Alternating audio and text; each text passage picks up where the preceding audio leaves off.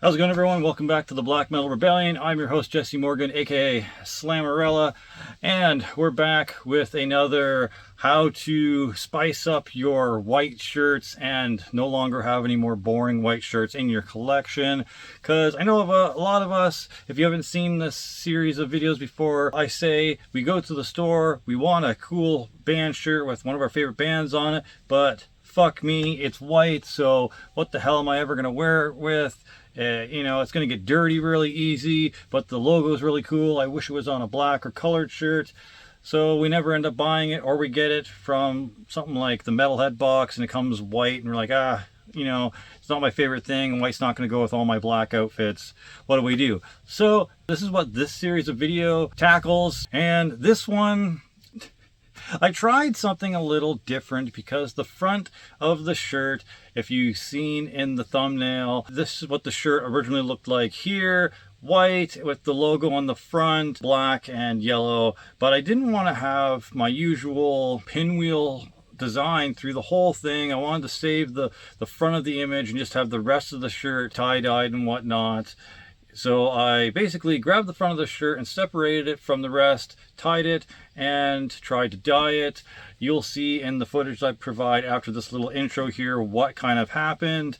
I ended up dyeing it a couple of more times and going through a couple of phases, but here's the footage and you'll see what I'm talking about, and I'll come back and talk about the results at the end. Hopefully this does inspire you though to finally buy that white shirt with the logo or band logo on it that you've been wanting, and try dyeing it yourself with some RIT dye. But enough babbling, here's the footage. Alright, so I wouldn't normally record this as I've done it a million times. You all know what my tie-dye looks like, but I figured I would try something different because I want the front of the shirt's pattern to not get tie-dye on it, but everything else to be tie-dyed. So let me unwrap this and show you what I'm talking about. So as normal, I put the tie-dyed product in the bag, soak for 24 hours, and essentially it looks like this. Pretty much a biohazard symbol. Hopefully the inside's a little bit more yellow than that. And then the part with the design on the front is sealed up in this bag here so it didn't get all dyed. So I'm just going to rinse it all out now, and hopefully we get a design that's not terrible and saves the front. So just rinse it out with cold water. You don't want to do hot water because any of the white parts in there, they won't be white anymore. They'll be whatever color you have on the inside because heat likes to take the dye out. So squish it out as much as possible and take the part that I didn't want dyed off now. And I'm going to start unraveling this, and hopefully it looks good because I have never done it this way before, and if it works well for me, then it should work well for you as long as you do what I did. Got quite a few of these elastics on it though, because the tighter you make the spiral or the bunch, the more white parts you'll actually get because the dye won't be able to sink in between. So yeah, this might take a second. Alright, so got all the ties off. Let's try this reveal, shall we? And like I said, you wanted those things tight so there was white spots in it. So here we go. Now hopefully the back will be tie-dyed. So there we go, that's the design it made. Interesting enough. And then the front should not be dyed, which is the whole point of trying this new way of separating the front of the shirt from the rest of the dye. So let's see what that looks like. Alright, so it basically did what I wanted it to. There we go. And when it dries, most of that should be white. None of the black got on the black lettering and made it obscure, and none of the yellow got on the yellow print, obscuring that. So this is pretty much perfect to how I wanted it. The back design could be a little better, or a better spiral, but honestly, given what I was working with, I like it. So yeah, I will take some pictures once this is dry and maybe include it in the outro or something. But yeah, that's what we got so far if you want to separate the front from the rest of your shirt in tie-dyeing. So I'm kind of indecisive about how it looked. As you can see, new outfit, it's a new day. I did some touch-ups on the shirt. I re-spiraled the whole thing this time and only put in a little bit along the outside of the shirt instead of going straight into the middle, because I still don't want the inside graphic to be touched too much, but it still wasn't quite enough color. So yeah, let's unwrap this and rinse it out and see how that turned out. You could just leave it how I had it before if that's fine with you, but it's kind of up to artistic interpretation on how much color you want on these things, and I wanted a little bit more. As you can see along the outside, add more yellow and add more black. Hopefully it doesn't interfere too much with the inside. As you can see, there's a little bit kind of creeping in on it, so I don't know, I probably overdid it a bit, but it wasn't enough, so I just want to rinse it and see how it turns out. Alright, well, rinsed it, squeezing it out as best I can, and then we gotta take off the like 10 elastics that we got on here. Yeah, we'll cut back to when I got these elastics off. Alright, last elastic off. Let's see the reveal. Okay, so this is what it looks like now on the front side. I didn't bother turning it inside out, but yeah, honestly, that is better. Pretty happy with how the inside of this looks. The touch-ups definitely look better. The wife kind of said that it looked like mold before, and now there's definitely more of a spiral thing going on the inside.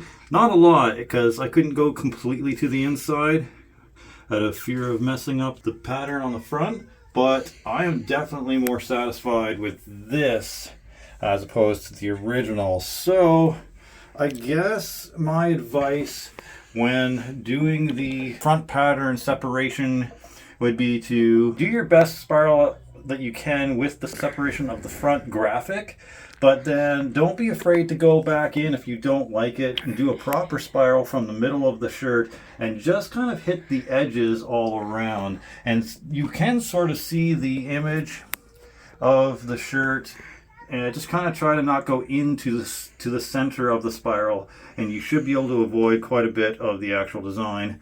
Mine went in a little bit, but when this dries, I think it's going to look really good. So yeah, there is my new take on trying to not do the center of the shirt in the front design. I'll hang it up and take some pictures, probably when it's a little bit more dry, and show you the end result. But that's it for now. Let's go into the main room.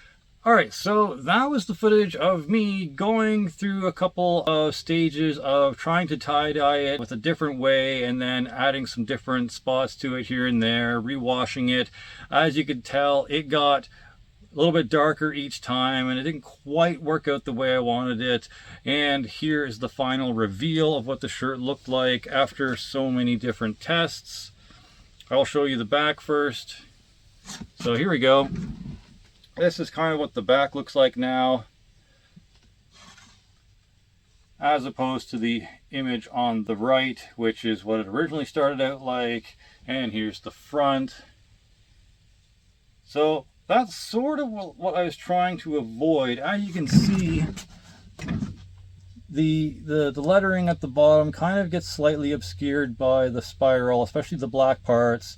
And then the yellow logo kind of gets some of the black spiral through it, which I didn't really want to happen. And then same thing sort of with the top lettering, but luckily the black part of the spiral doesn't interfere too much with that. It only kind of dramatically affects and obscures the bottom words, and kind of does that weird little black blotchiness on the yellow logo. But other than that, I think the end result is fairly good, considering what it originally started out as, just kind of a plain off eggshell white color. This is a lot more unique and interesting than that, in my opinion. It didn't turn out the way I wanted it, of course, but again, still better than plain white. I feel like there's still a way to save the front and have the back dyed. The thing that I would change next time, if I ever tried to save the front logo from getting obscured by the tie-dye in the future, would be maybe some either tinfoil or wax sheets on the front and in the inside of the shirt, and then twisting all that together, just so I can have some tie-dye spiral design on the back and save the front image from getting too messed up. But from this experience, I feel like the biggest takeaway is if you have a light color on the front, maybe try to stick to light colors and don't have the spiral go all the way into the center. If you're going to do dark colors, maybe just do it on the outsides of the round bundle that you have when you spin the shirt all together. Maybe don't go all the way to the center with the colors. That would be my advice anyway, if you have a shirt that you're trying to do that with. Either way, hopefully this was interesting to you. I know not everyone watches these videos, and understandably so, but if you ever did get white shirts in the past and you don't know what to do with them, this is a fun, neat little trick to do if you want to spice it up and actually have a feasible way of wearing it in your collection when most of what we wear as metalheads or punks is black. So yeah, there we go. Thanks for watching. The next video on this channel will more than likely be a horror movies to watch or avoid Giallo Director's Edition. So yeah, if you're into Giallo, that might strike your fancy. So look forward to doing that with you. See you in the next video. For glory, for the rebellion, Slammerella out.